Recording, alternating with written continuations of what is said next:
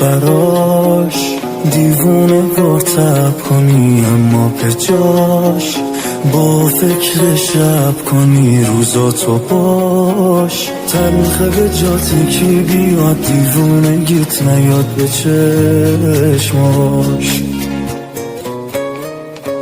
تنهایی شب بشکنی تو خلوتت آخر شب، خیابونا هم صحبت گردات بشن، سخته که عشقات هم قدم شه با بارونای این شب.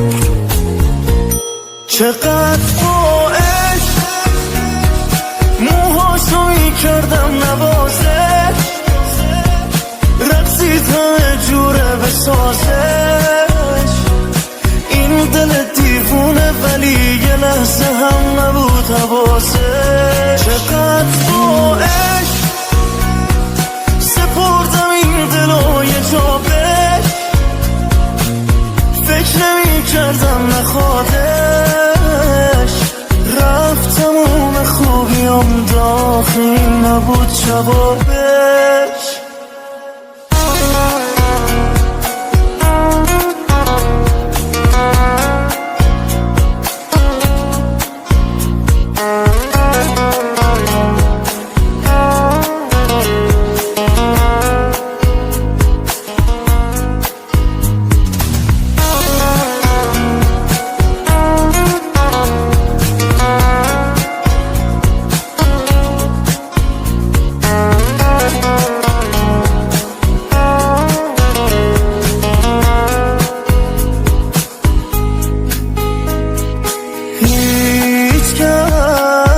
قد من عاشق اون نیست که مثل من کی آخه وای میسته، پای قلبش نزارم چشاش خیز شه.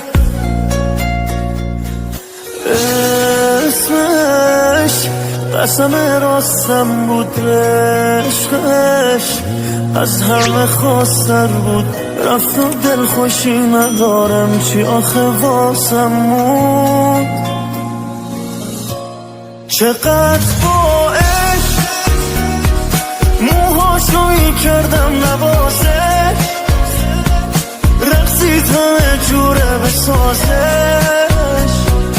این دل دیوونه ولی یه لحظه هم نبود حواسش. چقدر با عشق سپردم این دلو یه جا بهش، فکر نمی کردم نخوادش. رفت تموم خوبیام داخل نبود جوابش. میثم ابراهیمی.